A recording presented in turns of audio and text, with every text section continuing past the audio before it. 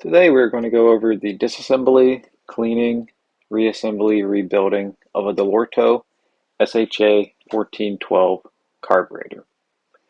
And this will be basically the same for all the Dellorto SHA 14.12 carburetors.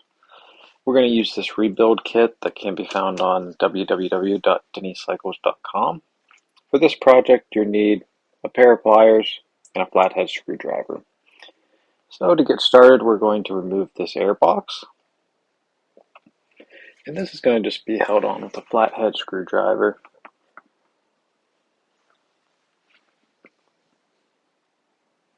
Once you get that loosened, you can just pull that right off. And as you can see, this one is quite dirty, quite a lot of debris in there. So now what we're going to do is remove that air filter. It's just a metal mesh air filter disc that's in there. And usually they pull right out, but this one was really stuck in there from all that old gas and debris. So we actually had to take this one out in the garage and get a pry bar and pry that out of there. But I can see we got that out of there, and it is quite dirty. This carburetor had obviously been sitting for quite some time. So now we're going to remove the float bowl. That's just going to be 2 screws, and again they're going to be flathead. Everything today is going to be a flathead screw. So we're just going to take out these screws, and then you don't really need to keep any pressure on the bowl because it's not going to pop off. It's just kind of the way I'm holding it. So it'll just pull right off. As you can see, it has a gasket around the outside there. And then we just remove that out with the screwdriver here. You can use a little pick if you have one, it'd be a little bit easier. But you can get it out there with the screwdriver. It just takes a second to get the right angle, but once you get a little bit of it pumped out, you can take the rest of it out just like that. We'll set that to the side because we're not going to be needing that anymore. That's just kind of what it looks like from the underside. That's the float pin, but we're going to go ahead and take the main jet out first, just so we don't forget it. That's the main jet we're removing now.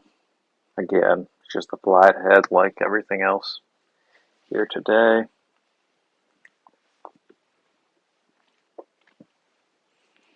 Now we're going to start on removing that float. Again, there's just that little pin there. You just want to try to grab it with a little pair of pliers.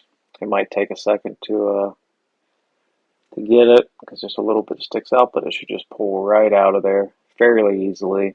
This one was a little stuck, but it comes right out of there. And then that float and float needle will just pull right up, and the float needle can come right off just like that. And this float needle was actually in pretty good condition. The end was still fairly flexible, still there. Probably still good, but we're going to go ahead and replace it anyway.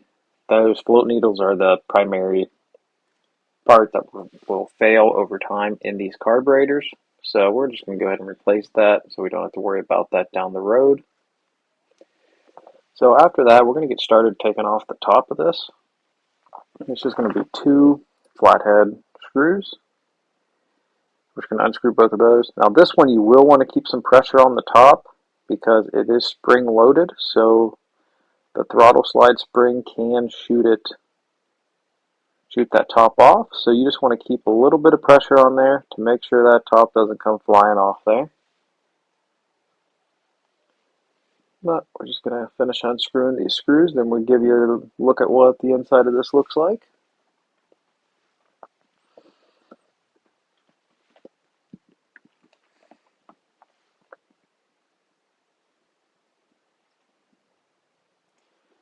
Okay, so now that we got the top out, and that's just the end of a little throttle cable. They must have just snapped it off and just left it in there.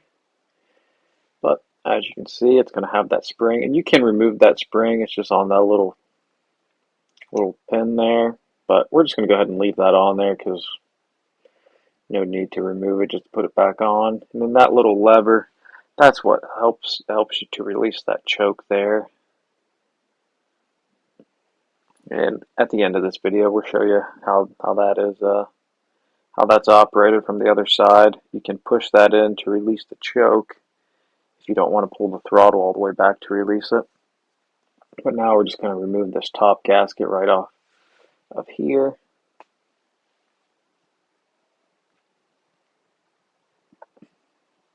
And this one, we're not going to be reusing it, so it doesn't matter. We can just break it. We got a brand new one we're gonna be using in its place.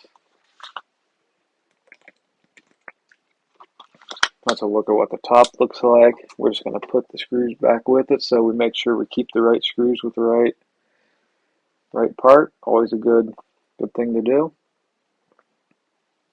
So now we're going to remove the banjo. So this is called the fuel banjo, the banjo fuel inlet. Basically, this is where the fuel will come into the carburetor, and it's just going to be held on by a single flathead screw. We're going to pull it out. Now, typically, these will have a filter, but this one did not have a filter on the side. It just has this little O-ring there, and we're going to remove that later. We're going to put a filter in there and when we do the rebuild, but for now it just has that little O-ring in there, which was what you'll find on some of these older ones. All the newer ones would just have the filter there. So now we're going to remove the intake shim. So you just want to loosen up the clamp bolt, loosen up a few turns. You don't have to take it all the way out. Just going to loosen up a little bit. And then we're going to take the end of a flathead screwdriver and just pry that open a little bit. There's a little gap there. You just put the screwdriver in and just pry it open ever so slightly. You don't need it open much, just a little bit. And then you take the pliers in there and it'll just pull right out. This is the same process if you need to change the shim down the road. Different intakes will use different shims. So now we're going to actually remove the throttle slide itself. We're getting down to the end of this teardown. We have most of these parts removed at this point. We just have a couple more to go. Again, that's the throttle slide. It's in good condition, can easily be reused. We're going to go ahead and pull the idle screw out of there. And this is just going to be a screw with a spring on the end. It's adjustable. We're going to pull that out of there because we have a new spring in the kit that we're going to put on there.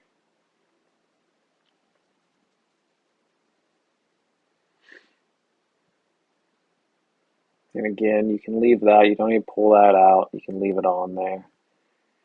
And then this part here is the choke. And when you remove that, it's going to be one screw, one spring, and then the choke mechanism itself. So we're going to just unscrew that, pull the screw and the spring off of there.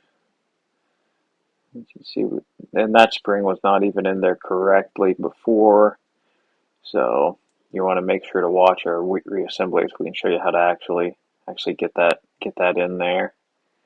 That was not in there correctly. And then you see it'll just move around it, and then you'll have that little gap there to just pull right out through that gap. And there you go. And these chokes do come in different sizes, so if you ever did want to change it, you can change. There's different size chokes, different size throttles. But now we got it disassembled, so we're going to work on cleaning it. For this, I'm just using a toothbrush and some carburetor cleaner. And then I also, that little pick there, that's actually a little dentist drill bit. It's a really, really fine drill bit. That works really good for cleaning out jets, atomizers, little cracks you can't get in, stuff like that. But we're just going to go ahead and use that little drill bit, little toothbrush, and some carburetor choke cleaner, and just work on getting all this stuff cleaned up. We'll just go over everything a little bit just to get most of the gunk off of it. The choke didn't really clean up super great, so we hit that with some steel wool to kind of get a little more of that gunk off of it before we reinstalled it. But we're just going to go through, give everything a light once over.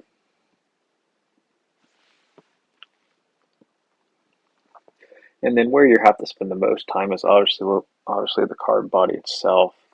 And inside that little tube right there, you see a little brass part, and toward the top there'd be two little tiny openings. And you want to make sure to get something in those, make sure those are cleaned out. It'll be right through that. It'll be basically right in the middle of the carburetor. But you can just give the outside a little cleanup. It doesn't have to be perfect.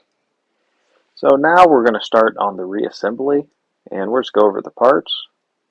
So this will be the spring that we use for the idle. This is a cork gasket for the air filter. That's for the banjo, the fuel filter, and inlet. There's the float bowl gasket, and there's the float itself. Then obviously you got the top gasket, float needle sitting there as well. But we got all these parts cleaned up and ready to start reassembly, get this thing put back together. Where we're going to start is with the choke here. And if you just pay close attention to how we're doing this, you want to have it up toward the top, and then the spring will have two little clips. The one clip you have toward the bottom, you just want to hold it in there, then push the other one down towards it. And it's a little tricky to get in there. As you can see here, this is going to take us 2 attempts. We're not going to get it the first time. It's going to come flying out of there. So just be patient with this. Yep, there it goes. Right out. Yep. So we're gonna go through this again. If you didn't get a good look the first time, it's your lucky day, because we're doing it again.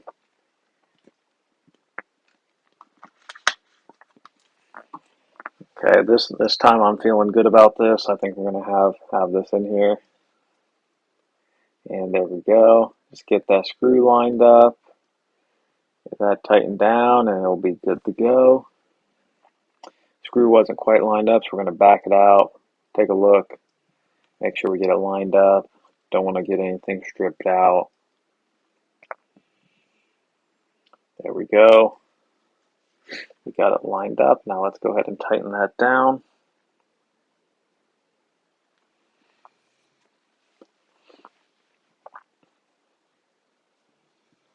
And again, we're just tightening this up.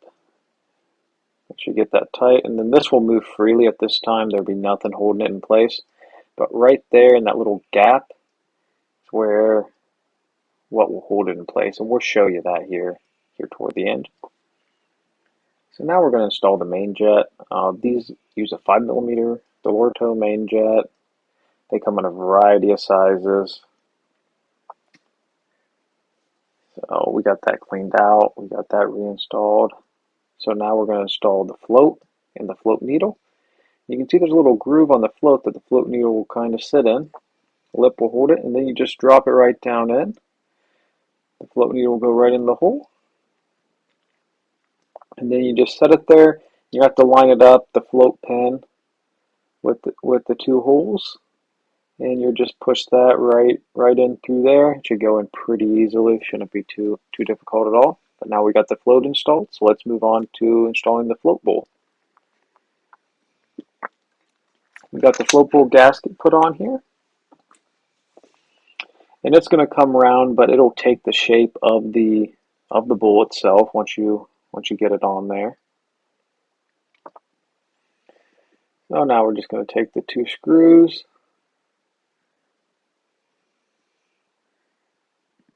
and just line that up, hold it down, and tighten her up. So now we got the whole bottom half of the carburetor pretty well assembled. We're just going to move on to the top, and we should have this fully back together in a couple minutes. And this whole process, videoing and everything, took about an hour, but typically this will take about 15 minutes total if you're not videoing, not showing, what part's what. Just tearing it down, cleaning it, rebuilding it. It's about a 15-minute job. Now we're going to put the idle screw on. We're going to use that new spring. You just put that on, and then you just screw it in. It's pretty simple. It's a flathead too, and you'll see it start poking through through the end there. So now the fuel inlet, we're going to just put that filter in, and then we're going to reuse the same banjo. If you want a new banjo, we have those available, www.dennycycles.com, but this one was fine, so we're going to reuse it. And the kits do come with a gasket for the banjo, so we're just going to go ahead and use that gasket. Technically, you don't really need that gasket, but we have it, so we're going to go ahead and use it. Stock, they wouldn't even have a little washer gasket there, but we might as well use it since we have it. Now we got the bottom done, side's pretty well done, so we're going to go ahead and put the shim in. And again, that just slides in, and then we'll just get that tightened up here. Doesn't have to be super tight since we're not putting on the bike right now. Now we're going to put the throttle slide in, and you see the little groove in the top. That's where the NARP from your throttle cable will slide in to hold on there. But we're not installing a throttle cable since this is just a carburetor rebuild, so we're not going to be doing that today. But now that we got the top ready to install, we need to get a new top gasket on here. So we're just going to slide that on, get that in place, get that ready to go, and then we'll get this split in. So what you want to do, the spring will line up with the top of that throttle slide, and you push that little choke pin in, and then you just hold it down. You have to have some pressure on it as there is a spring pushing against it, so if you let go, it will shoot the top off. So just keep a little bit of pressure on there, and you'll be good to go. Get that tightened up. And then what you can do, if the spring doesn't quite line up with the slide, you can take your screwdriver on the inside and push it on.